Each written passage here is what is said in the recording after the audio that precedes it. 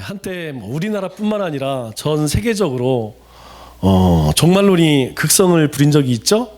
대표적인 게 언제죠? 우리 노스트라무스라는 사람이 15세기 사람이에요. 굉장히 오래전 사람이죠. 그런데 이 사람이 500년 전에 예언을 했습니다. 어떤 예언을 했는지 아세요? 1999년 7월에 이 세상은 심판받는다, 멸망받는다, 그날이 끝난다. 그래서 그때 난리가 났죠. 많은 이단들, 특별히 우리가 기억하는 것이 다미선교회라는 게 있죠. 다미선교회. 그리고 오대양 사건도 있었죠. 난리가 났었죠. 수많은 사람들이 죽고 또 재산 다 갖다 바쳤다가 정작 이게 종말이 이루어져야 되는데 종말이 안 와버렸어. 그러니 이거 이제 재산은 다 갖다 바쳤지, 교주는 날라버렸지. 그래서 가정 파탄 나고 사회적으로 굉장히 큰 무리가 났었죠. 그 해죠. 1999년 12월은 또 어떤 일이 있었습니까? 2000년 된다 해서 밀레니엄 버그가 생긴다고 또 얼마나 난리 법석을 친지 몰라요. 그런데 그때에도 아무 일도 안 일어났어요. 그런가 하면 2012년 8월 기억하십니까? 2012년 8월은 또 이 태양계에 있는 행성이 일렬로 서서 그때에 이 수금지와 복도 천해명이죠. 이게 한 줄이 되면 지구가 망한다나 어쩐다나 그래서 또 난리가 났었죠. 이런 현상은 금세기 들어와서 있었던 건 아니에요. 이미 천년 대기 1999년이죠. 999년째 되는 12월 30일 마지막 날 유럽에서도 난리가 났었습니다. 그때 인류의 종말이 임할 것이다. 대부분 그 사람들이 뭘 가지고 장난을 치죠? 계시록 말씀, 요한계시록 말씀을 통해서 이제 하나님의 심판이 이뤘다. 이제 잘 모르는 사람들은 하나님의 종말이 가까웠다고 하니까 그냥 이제 내일 이제 한 달 후면 그리고 며칠 후면 세상이 없어지는데 그냥 막 사는 거죠. 하나님 없는 사람들은 그냥 막 사는 거고 하나님 믿는 사람들은 전부 교회 가서 회개하고 세기 말이 이르면 대부분 이단들이 극성을 부립니다. 우리가 일식, 월식 그리고 태양과 가까워졌을 때 또 화성과 가까워졌을 때 그것은 자연법칙이에요. 자연법칙. 우리 프로라라고 하죠. 태양에서 갑자기 큰 폭발이 일어나서 크게 이렇게 태양에 어떤 현상이 일어나면 그 자기장 거기서 나타나는 영향이 지구까지 미치게 돼서 여러 가지 현상들이 나타나요. 그런데 그런 것을 이용해서 이단들은 심판이 이르렀다, 이제 종말의 때가 되었다 그렇게 현혹되죠. 예수님께서 이 땅에서 이제 승천하시고 마지막 요한 사도가 계시록을 쓴 이후에 대략 8세기죠. 700년대에 이단이 등장하기 시작합니다. 조그만 이단이 아니라 이제 제법 규모가 있는 그런 이단 집단들이 본격적으로 생겨나게 돼서 9세기, 10세기부터 아주 전 세계적으로 퍼지게 됩니다. 그 대표적인 것이 여호와 증인이죠. 여호와 증인은 우리나라에서만 열심히 하는 게 아니에요. 이 사람들은 이미 전 세계에서 열심히 합니다. 그리고 몰몬교라고 있죠? 몰몬교. 제가 몰몬경을 봤더니 참 우리가 봤을 때는 황당해요. 그런데 그 사람들이 얼마나 그 몰몬경을 신주잔디 모시듯이 그렇게 하는지 몰라요. 그리고 실제로 여러분 저 유타주에 가면 미국의 한 주 전체가 전부 이단이 이단. 한 주가 우리나라보다 몇 배 큽니다. 그런 주가 전부 몰몬교를 섬겨요. 그리고 제7일 안식일 그러한 이단들이 이제 발흥을 하기 시작했죠. 그래서 전 세계적으로 퍼져 오랫동안 뿌리를 잡고 있습니다. 그래서 그 존 칼빈이 그런 이야기를 해요. 다른 신을 섬기는 것도 우상숭배지만 하나님을 다르게 섬기는 것도 우상숭배다라는 이야기를 합니다. 이것은요 하나님의 백성들에게 하는 말이에요. 그러니까 우리가 예수님을 고백하고 그리고 하나님을, 예수님을, 성령님을, 삼위일체 하나님을 고백하고 또 신앙을 고백을 하고, 그리고 하나님의 말씀 안에 사는 사람들, 그리스도인들이죠. 그들에게 경고하는 말씀이 뭐냐면, 보통 그리스도인들은 다른 신을 섬기는 것, 우상을 섬기는 것, 그것이 죄라고 생각하지만 하나님으로 온전히 섬기지 못하고 하나님을 마치 저 이방 우상 섬기는 것처럼 그렇게 섬기면, 대표적인 게 기복신학이죠. 그렇게 섬기게 되면 그건 역시 우상 숭배가 될 것이다, 그렇게 이야기합니다. 이스라엘 백성들이 그랬어요. 이스라엘 백성들이 이제 가나안 땅에 들어가서 이 가나안 땅을 하나님의 은혜 가운데 정복을 하게 됩니다. 그런데 그 정복이 끝나고 땅이 분배되었는데도 불구하고 이스라엘 가운데는 여전히 우상을 섬기는, 또 하나님을 섬기되 우상처럼 섬기는 그런 우상 숭배 사상이 있었습니다. 그래서 오늘 이 여호수아 마지막, 이제 여호수아가 이 땅을 떠나면서 이스라엘 백성들과 다시 한번 언약갱신을 하는데 25절 말씀을 보니까 이렇게 이야기하죠. 그날에 이제 여호수아가 마지막 이스라엘 백성들을 다 모아놓고, 야, 우리가 이제 선택해라. 나와 우리 집은 하나님만 섬기겠노라. 너희들은 어떻게 할 것이냐? 예, 우리도 하나님 섬기겠습니다. 그렇게 하나님 앞에 다짐을 하고 무엇을 하냐면 세겜 땅에서 언약갱신을 하게 됩니다. 언약갱신이라는 것이 무엇이에요? 우리는 하나님의 백성이니까 이제 하나님만 섬기겠습니다. 그리고 그 하나님을 전심을 다해 섬길 때 하나님이 우리를 보호하시고 우리를 축복하옵소서, 그렇게 하고 그곳에 세겜에 탑을 쌓죠. 돌을 쌓죠. 그리고 이 돌이 증거다, 그렇게 언약을 갱신하게 됩니다. 그런데 문제는 무엇이냐면, 이렇게 아무리 언약을 갱신을 하고 탑을 쌓고 다짐을 한다 할지라도 우리가 하나님을 온전히 섬기지 못하면 그것은 우상 숭배에 빠질 수밖에 없다는 거예요.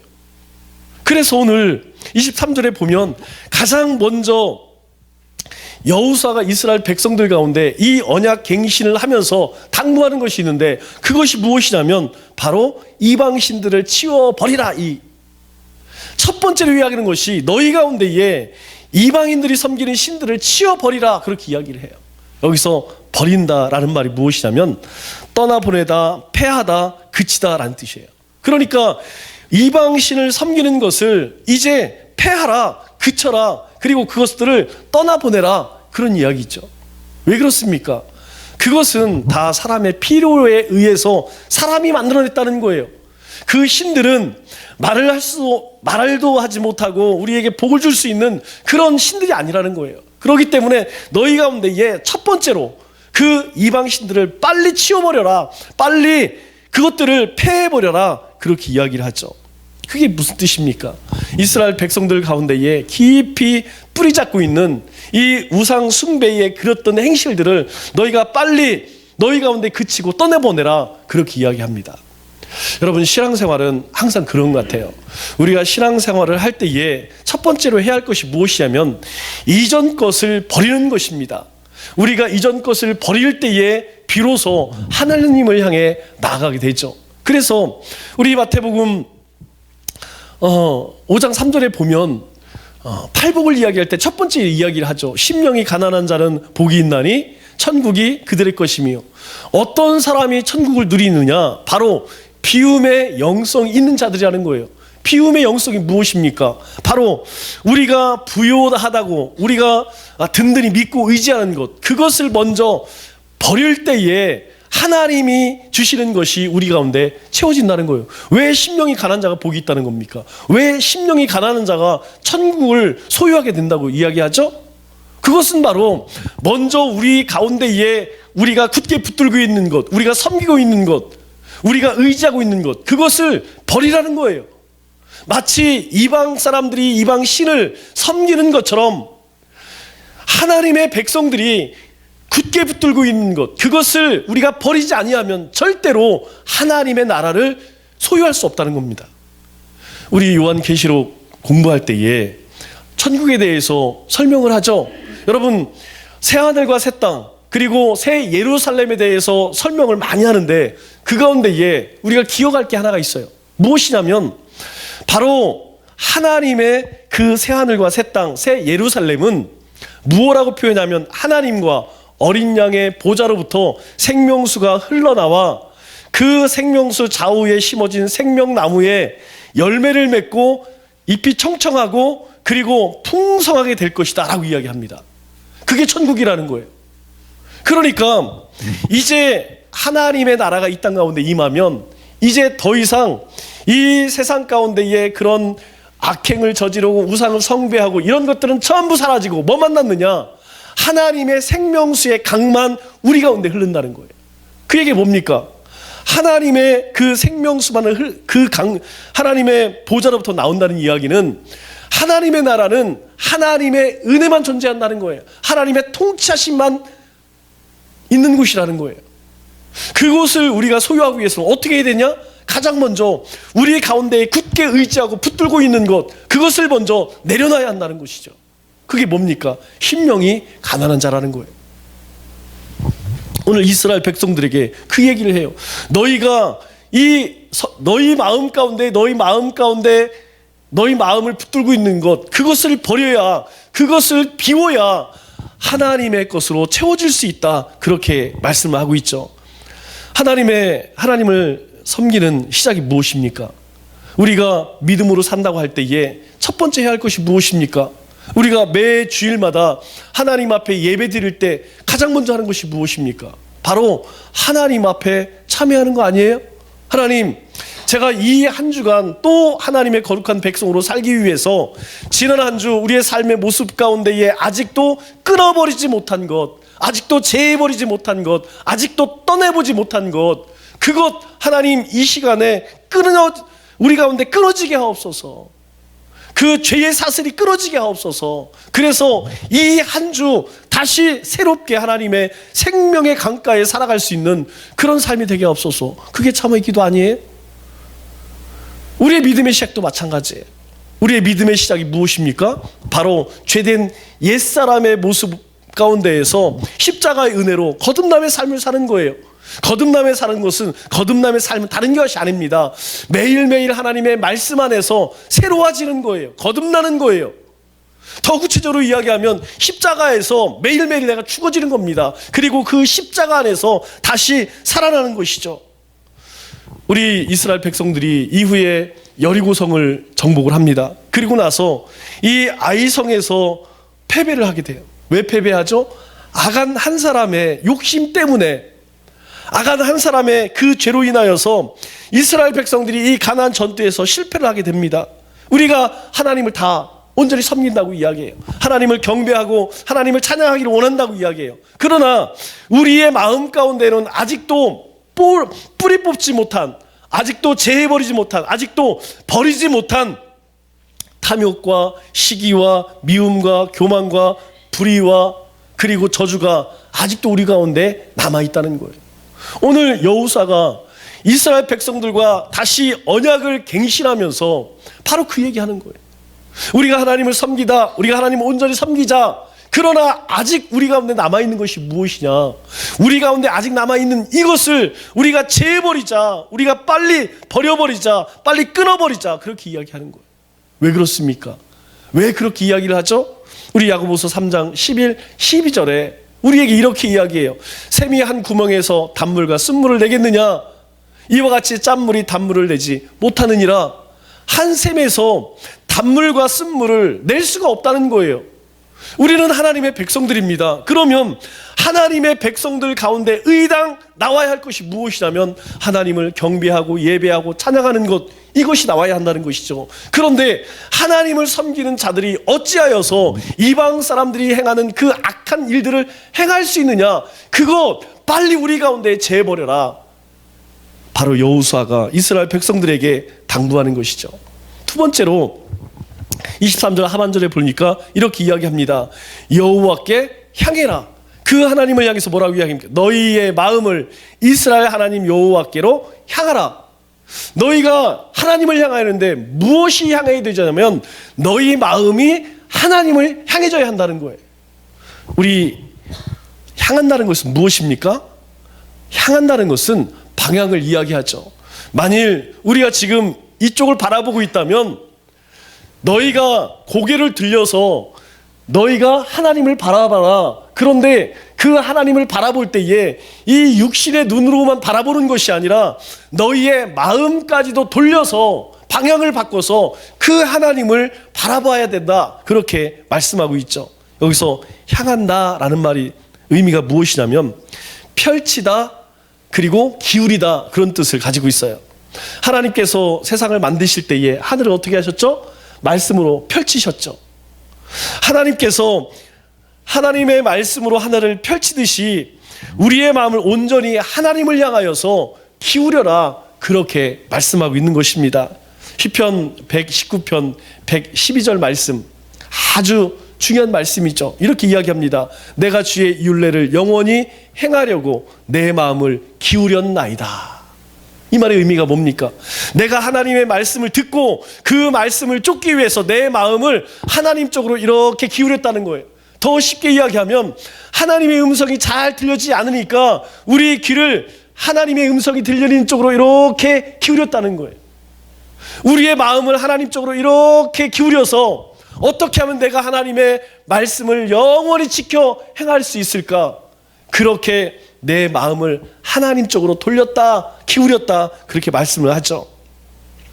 우리의 마음을 펼치고 마음을 기울여야 할 곳이 어디입니까? 그곳은 바로 하나님이 계신 곳이라는 것이죠. 하나님 계신 곳이 어디입니까? 하나님께서 성전에 계신가요? 하나님께서 아니면 하늘에 계신가요? 아니에요. 하나님은 어디에 계시냐면 내가 가는 곳 바로 그곳에 하나님이 계시냐는 거예요. 그러니까 내가 교회에 왔을 때에는 그곳에서, 내가 가정에 있을 때는 그곳에, 내가 삶의 터전에 있으면 그곳에서, 내가 세상 어느 곳에 있든지 그곳에 하나님이 계시기에 바로 그 자리에서 하나님께 우리의 마음을 기울여라. 왜 그렇게 이야기할까요? 여러분, 우리가 이 몸된 교회를 나가게 되면 여러분 우리의 마음을 빼앗아 가는 것이 무엇입니까? 여러분 세상은요 돈 많은 사람들이 최고라고 이야기해요. 물질 만능 시대라고 이야기합니다. 돈만 있으면 다 할 수 있다고 생각해요. 그래서요 이 예배당을 나가는 순간 우리의 마음을 빼앗는 것이 무엇이냐면 돈이에요. 돈만 있으면 행복하겠다. 돈만 있으면 정말 좋겠다. 정말 그런가요? 이 교회 밖에만 나가면 나에게도 권력이 있으면 좋겠다. 나에게도 명예 있으면 좋겠다. 나에게도 세상 사람들이 가지고 있는 것 그거 가졌으면 좋겠다. 그렇게 우리의 마음을 빼앗아 가는 거예요.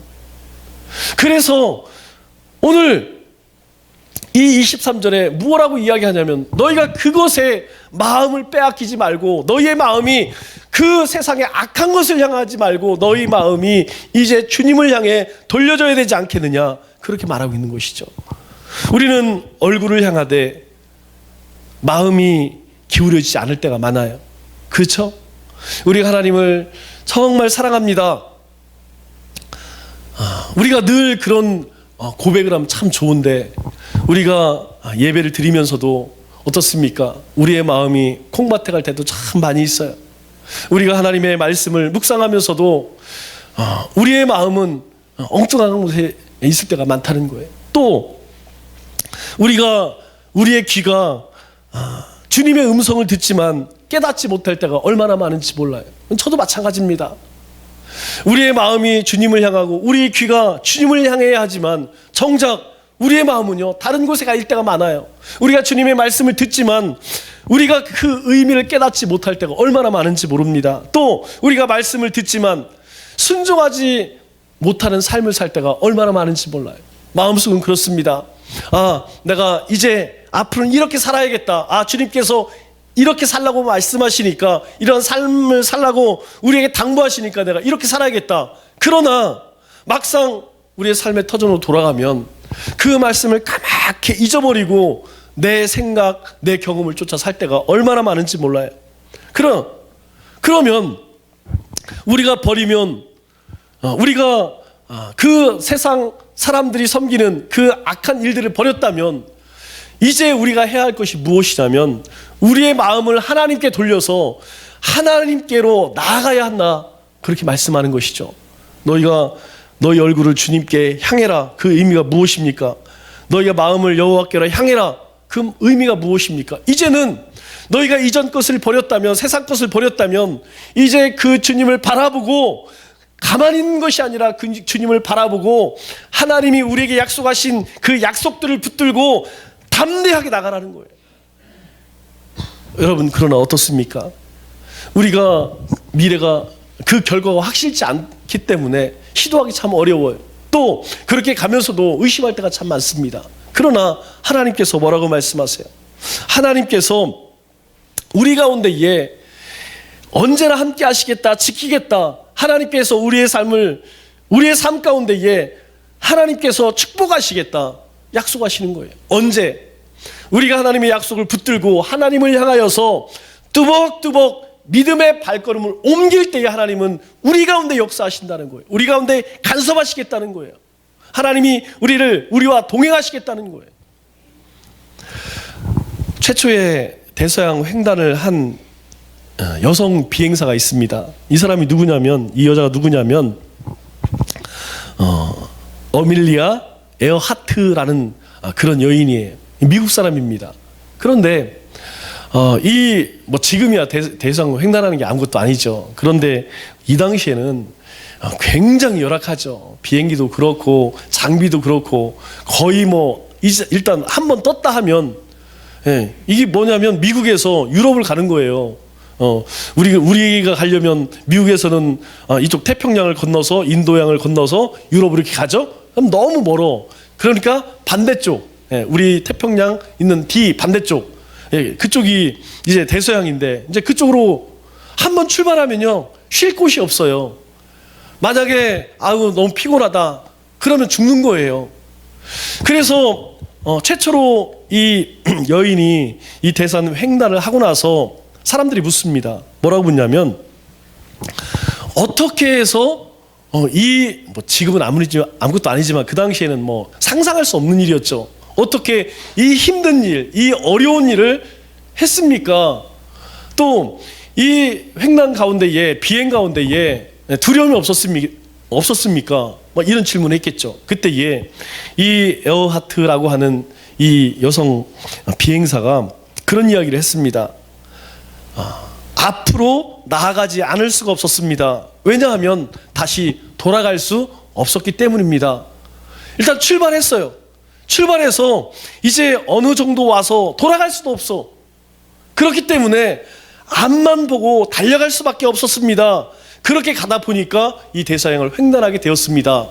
여러분, 우리가 이 땅 가운데 살아갈 때에 내가 예수님을 믿어야겠다, 그래서 구원받은 사람 하나도 없어요. 오늘 새벽에 우리 에베소서 말씀을 묵상하는데 이 1장에 아주 중요한 말씀을 하시더라고요. 무엇을 이야기합니까? 그거 얘기하잖아요. 첫 번째 에베소 성도들에게, 에베소 성도 가운데, 에베소 교회 가운데 세상 문화가 들어왔어요. 세상에 같이 들어왔어요. 세상에 악한 것들이 들어왔습니다. 그런 이 에베소 성도들을 향하여서 사도 바울이 가장 먼저 이 옥중에서 편지를 쓰는데 뭘 얘기하냐면, 하나님이 너희를 예정했지 않느냐. 하나님이 예정하셨다는 거.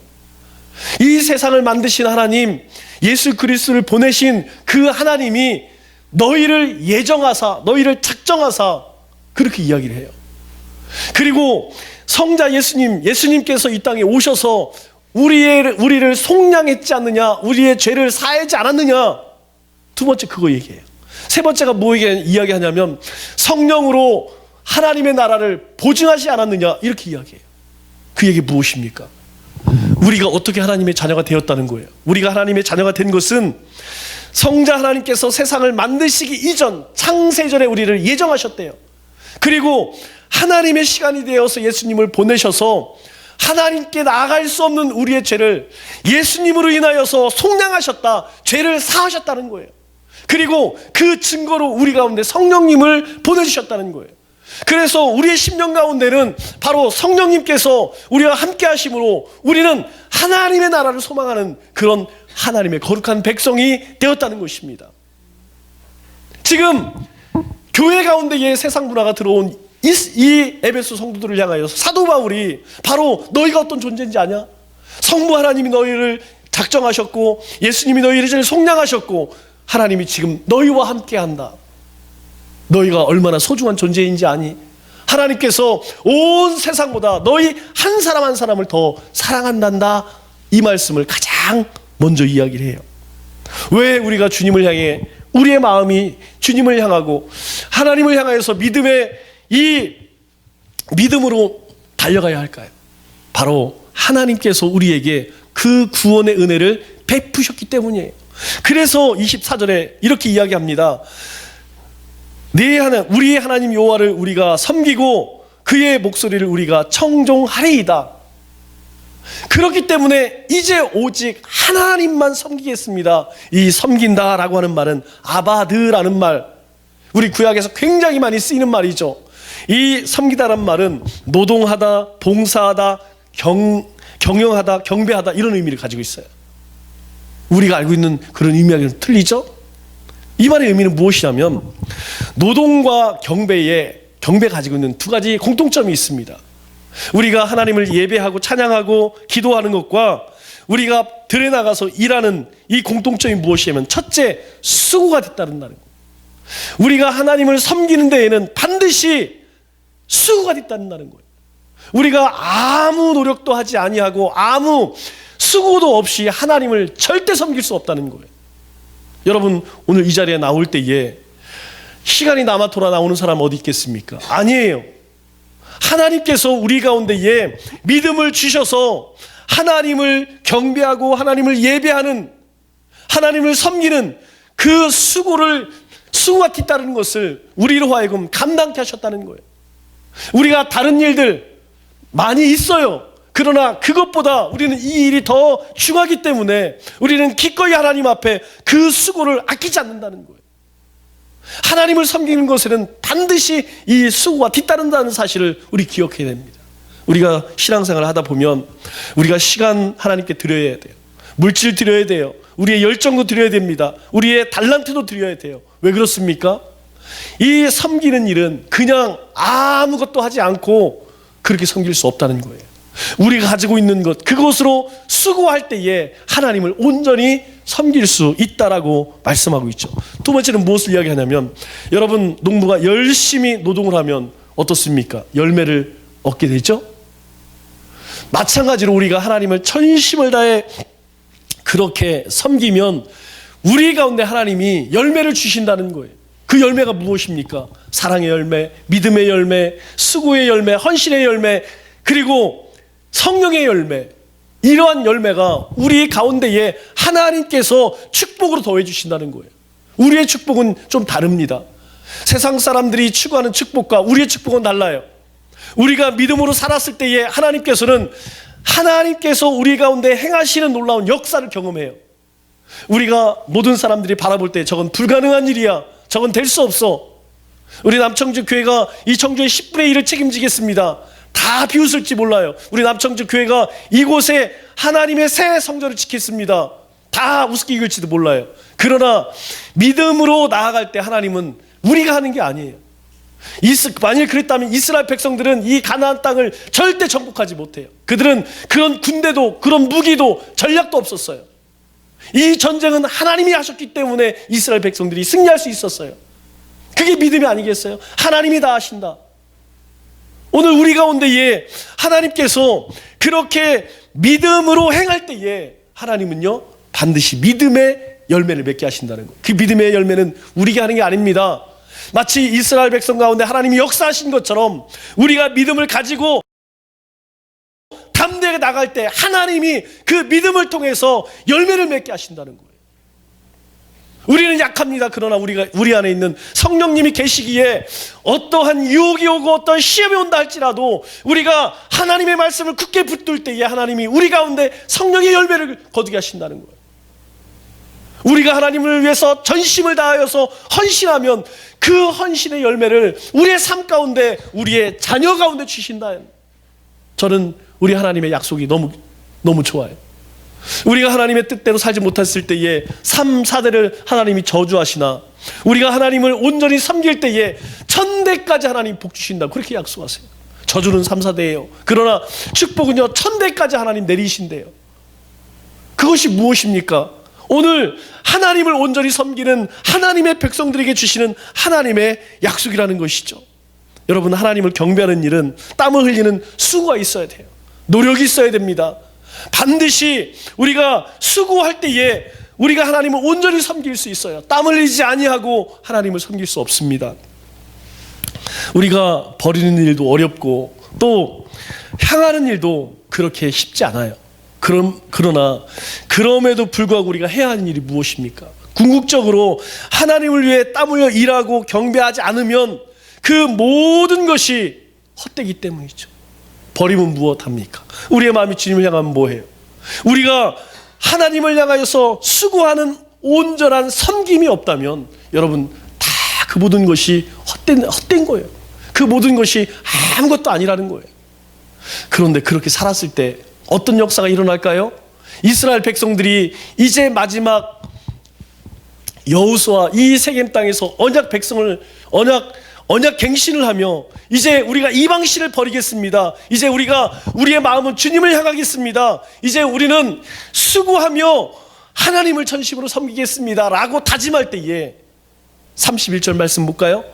31절 말씀을 보니까 성경은 이렇게 기록하고 있어요.